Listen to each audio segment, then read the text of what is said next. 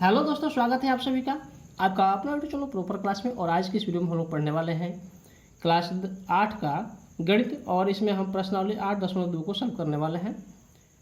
पहला क्वेश्चन कह रहा है कि रोहित एक पुराना अलमारी 6,700 रुपये में खरीद कर उस पर 300 रुपया उसके मरम्मत पर खर्च करता है। उसके बाद उसे वह 7,500 रुपये में बेच देता है। उसका लाभ या हानि प्रतिशत में ज्ञात कीजिए। यानी एक अलमारी खरीदा जाता है 6,700 रुपये में और फिर उस पर 300 रुपया मरम्मत पर खर्च कर दिया जाता है। यानी यह हुआ कि अलमारी का कॉस्ट क्या हो रहा है, यानी उसका मूल्य जो है बढ़ जा रहा है। तो बढ़कर कितना हो जा रहा है, कह रहा है कि एक अलमारी खरीदी जाती है कितने रुपए में, तो खरीदा जाता है 6,700 रुपये में और उसके मरम्मत पर खर्च होता है 300 रुपया। यानी उसका क्रय मूल्य जो है, क्रय मूल्य, ठीक ना, क्रय मूल्य निकल कर कितना आ जाता है, दोनों को जोड़ेंगे तो हो जाएगा 7,000 रुपया। और बेचता कितना में है, विक्रय मूल्य कह रहा है कि विक्रय मूल्य इसका है, विक्रय मूल्य है 7,500 रुपया। देखिए यहाँ पर इसको लाभ हो रहा है या हानि, ये कैसे पता करेंगे। यहाँ देखिए जितने में वह खरीदा था उससे अधिक में बेच दिया। और जब किसी सामान को, किसी वस्तु को कम में खरीद कर ज़्यादा में बेचते हैं तो लाभ होता है, और ज़्यादा में खरीद कर और कम में बेच देते हैं, या कहें जितने में हम खरीदते हैं उससे कम मूल्य में अगर बेचते हैं तो हानि हो जाता है, ठीक ना। तो यहाँ पर क्या हो रहा है, यहाँ पर अधिक में बेचा है इसलिए यहाँ पर लाभ हो रहा है। तो ऐसे ही इसको लिख सकते हैं कि क्रय मूल्य क्या है इसका, इससे बड़ा है क्या, विक्रय मूल्य। विक्रय मूल्य क्या है, बड़ा है, इसलिए यहाँ पर क्या हो जा रहा है, यहाँ पर लाभ हो रहा है। अब लाभ हो रहा है तो हमको निकालना है कि लाभ कितना हो रहा है। तो देखिए यहाँ पर लाभ बराबर क्या होता है, लाभ बराबर होता है विक्रय मूल्य। कब होता है, जब विक्रय मूल्य अधिक हो तो पहले लिखेंगे, ठीक ना। तो यहाँ पर विक्रय मूल्य माइनस क्या हो जाएगा, क्रय मूल्य, ठीक ना। अब यहाँ विक्रय मूल्य कितना है, 7,500 रुपया है और क्रय मूल्य है 7,000। जब इसको हम घटाएंगे तो यहाँ निकल करके हमको लाभ आता है 500 रुपया, यानी उसको 500 रुपये का लाभ होता है। अब हमको क्या निकालना है, लाभ प्रतिशत निकालना है। लाभ प्रतिशत क्या होता है, तो लाभ बटा क्रय मूल्य, ठीक ना, और गुणा 100 में होता है। यहाँ कितना लाभ हुआ है, लाभ हुआ है 500 रुपया, क्रय मूल्य कितना है 7,000 रुपया है, और हम यहाँ पर 100 से गुणा कर देंगे तो यह 2 जीरो से यह 2 जीरो कट जाएगा, इस जीरो से इस जीरो कटा देंगे, बच गया क्या, तो 50/7 बचा। अब जब इसको हम पूर्णांक में अगर इसको बदलें तो इसका हो जाएगा 7.1/7%। यह इसका क्या हो गया, आंसर हो गया। यहाँ पर दूसरा नंबर क्वेश्चन कह रहा है कि प्रत्येक के लिए x, y, z का मान ज्ञात करें। और इस तरह से यह एक चार्ट दिया हुआ है। इस चार्ट में हमको क्या करना है, x का मान, y का मान और z का मान सबको भरना है। तो इसको हमने क्या किया है, यहाँ पर अपने नोटबुक में यहाँ पर उतार लिया है, यहाँ पर भरने के लिए, ठीक ना। हम किताब में नहीं भरेंगे, कॉपी पर भरेंगे, ठीक ना। और आपको बताएंगे कि कैसे कैसे इसको निकाल करके भरना है। सबसे पहले यहाँ देखते हैं, यहाँ पर दिया हुआ है कि खरीद मूल्य कितना है, 1,500 रुपया है, और ऊपरी व्यय कितना है कि 220 रुपया है। तो हम क्या करते हैं कि यहाँ पर क्रय मूल्य निकालना है x के बराबर, ठीक ना, कि x का हो, यहाँ पर x में क्या आएगा इसको निकालना है। तो क्या करेंगे हम, 1,500 और 320 को जोड़ देंगे तो हमको क्या निकल जाएगा, यह क्रय मूल्य निकल जाएगा। अभी हमने देखा जाना कि क्रय मूल्य में हम क्या करते हैं, ऊपरी व्यय को जोड़ते हैं तो हमको क्रय मूल्य ज्ञात हो जाता है। तो हम यहाँ पर देखते हैं क्रय मूल्य हमको क्या करना है, ज्ञात करना है क्रय मूल्य। अगर ज्ञात करना है तो इसमें हम क्या करेंगे, हम खरीद मूल्य में क्या करेंगे, हम उसमें हम ऊपरी व्यय को जोड़ देते हैं, ऊपरी व्यय जोड़ देते हैं। अब जोड़ते हैं, यहाँ पर 1,500 रुपया है खरीद मूल्य और उसमें वह 320 रुपया ऊपरी व्यय आता है। जब हम इस दोनों को जोड़ेंगे तो हो जाएगा 1820 रुपया। तो हमको क्या निकल गया, 1820 रुपया क्या निकल के आया, यह क्रय मूल्य निकल कर आया। तो हम यहाँ पर इसका 1820 रुपया इसके एक्स के जगह पर लिख देते हैं 1820 रुपया। अब हमको क्या निकालना है, अब निकालना है विक्रय मूल्य। विक्रय मूल्य निकालने से पहले हम क्या करेंगे, यह जानेंगे कि उसको लाभ कितना होता है। तो लाभ देखिए यहाँ दिया है कि 280 रुपये उसको लाभ होता है। तो हम लाभ निकाल लेते हैं। तो हम यहाँ पर क्या करेंगे, उसका विक्रय मूल्य निकाल लेंगे कि विक्रय मूल्य कितना होगा। तो विक्रय मूल्य बराबर क्या हो जाएगा आपका, विक्रय मूल्य होता है आपका क्रय मूल्य में हम लाभ को जोड़ देते हैं। तो विक्रय मूल्य बराबर क्या हो जाएगा, विक्रय मूल्य बराबर हो जाएगा क्रय मूल्य प्लस लाभ, ठीक ना। तो क्रय मूल्य में हम लाभ जोड़ देंगे तो हमको विक्रय मूल्य पता चल जाएगा। तो यहाँ पर दिया हुआ है कि लाभ कितना है, लाभ हुआ है आपका 280 रुपया। इसलिए हम क्रय मूल्य में हम जोड़ते हैं कितना, क्रय मूल्य आपका आया है 1820 रुपया।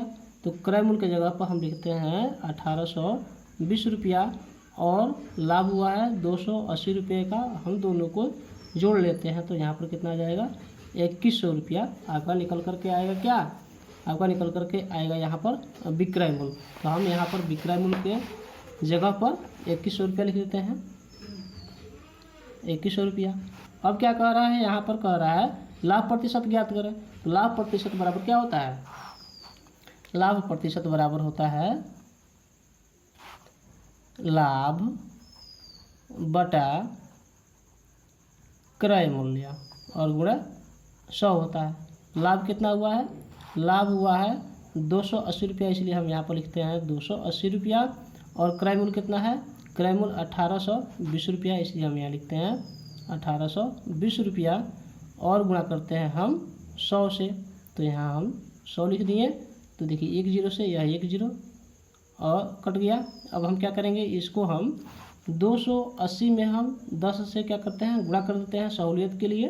अगर कटाएंगे तो कटेगा, लेकिन हम यहाँ इस तरह से नहीं कटा रहे हैं, कटाएंगे तो बहुत बड़ा हो जाएगा, इसलिए हम इसको गुणा कर लेते हैं।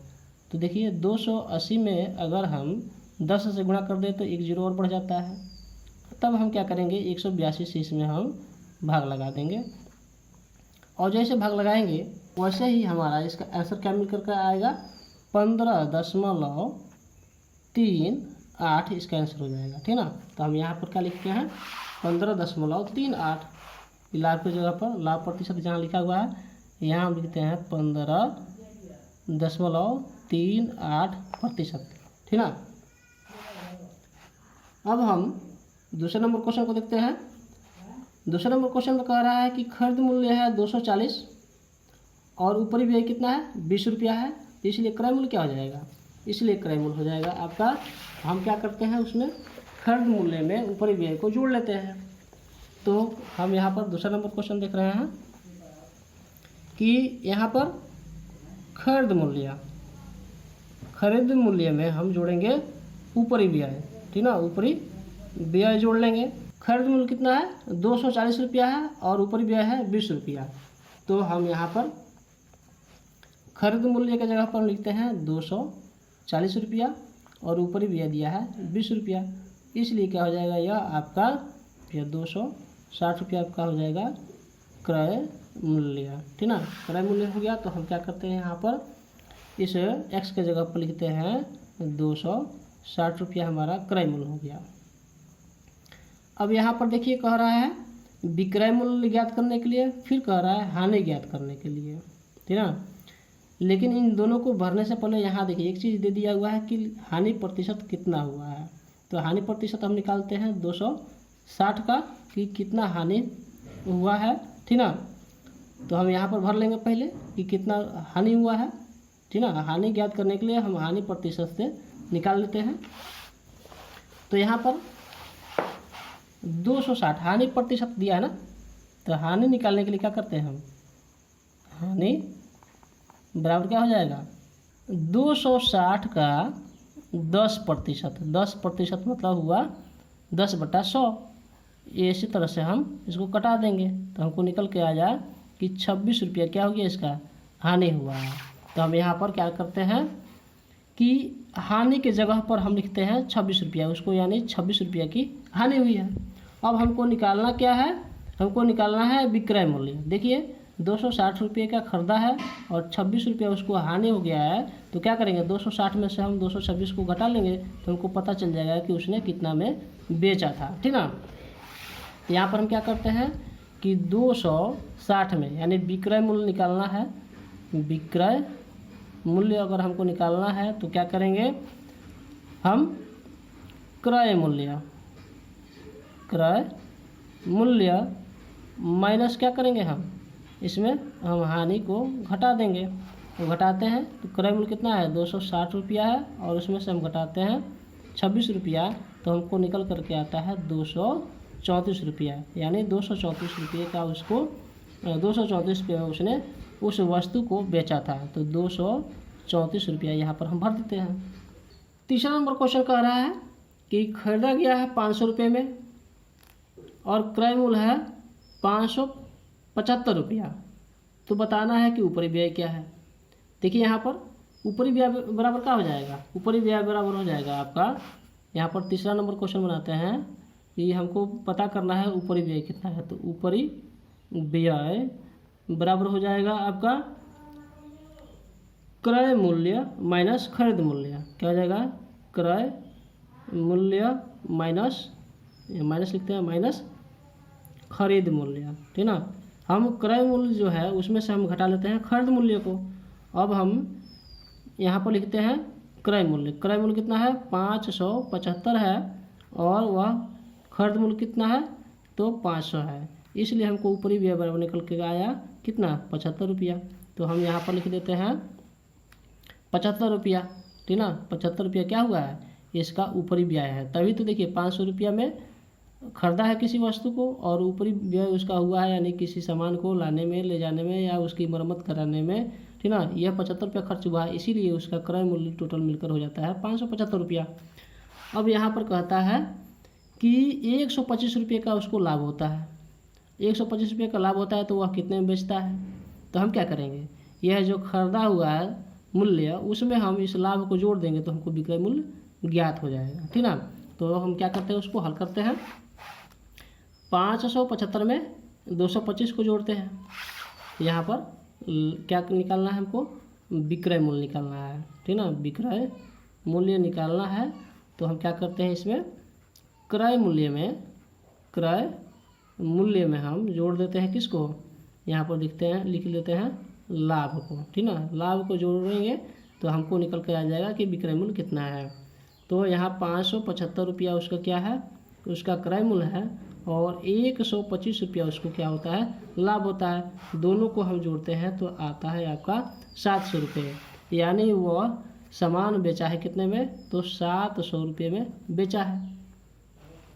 अब कह रहा है कि लाभ प्रतिशत यानी जेड जो दिया है यह लाभ प्रतिशत वाले कॉलम में है, इसलिए यह पूछ रहा है कि लाभ प्रतिशत कितना हुआ है।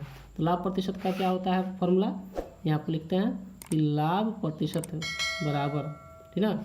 लाभ प्रतिशत क्या होता है कि लाभ बट्टा क्रय मूल्य गुणा 100। देखिए यहाँ पर लाभ कितना हुआ है, लाभ हुआ है 125 रुपया, तो हम यहाँ पर लिखते हैं 125 और बट्टा क्रय मूल्य। क्रय मूल्य क्या है, क्रय मूल्य आपको निकल कर आया है 575 रुपया, यहाँ पर लिखते हैं 575 रुपया और यहाँ पर गुणा में 100 दिया है इसलिए हम यहाँ पर लिखते हैं 100 रुपया। अब इसको हम जब कटाएंगे तो इसका आंसर आपको निकल कर आता है, यहाँ कटाकर देख भी लेते हैं। 5 कटाते हैं एक बार, 5 कटाते हैं तो 5 कम 5, ठीक ना। फिर यहाँ कटाते हैं 7 को, 5 कम 5 और 5 25, 115 हो गया। फिर इसको कटाते हैं 5 से तो आपको 25 हो जाएगा यहाँ पे, ठीक ना, कट गया। फिर इसको 5 से कटाते हैं तो 50 25 यानी 5 बार में कटा। इसको कटाते हैं 15 को, 115 को कटाते हैं 5 से तो 5 2 10 और 5 3 15, यानी यह 23 बार में कटा, यह 5 बार में कटा। तो 5 बार में कटा, यह कटने वाला दिख नहीं रहा है इसलिए क्या करेंगे 5 को हम 100 से गुणा कर देते हैं तो हो जाता है 500 और नीचे आता है 23, तो हम यहाँ पर 23 लिखते हैं। और इसको जब हम क्या करते हैं जब इसको पूर्णांक में बदलते हैं तो क्या होता है 21 पूर्णांक 17 बट्टा 23% आता है। तो यह आपका क्या हो गया, इसका आंसर हो गया लाभ प्रतिशत वाला। कितना आ रहा है, तो 21.17/23। तो हम यहाँ पर इसको लिख लेते हैं, लाभ प्रतिशत बराबर लिखते हैं 21.17/23%, ठीक ना। यह भरा गया।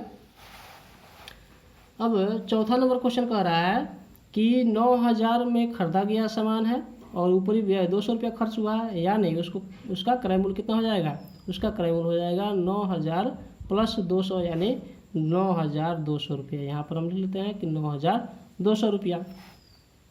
अब कह रहा है कि विक्रय मूल्य, यानी यह बिका गया है, यानी यह बेचा गया है कितने में, 7,200 में, और खरीदा गया है 9,200 में। 9,200 में खरीद करके 7,200 में बेच देता है, यानी 2,000 रुपये का यहाँ पर क्या होता है, उसको हानि होता है। तो यहाँ पर हम लिख लेते हैं हानि बराबर 2,000 रुपये, ठीक ना।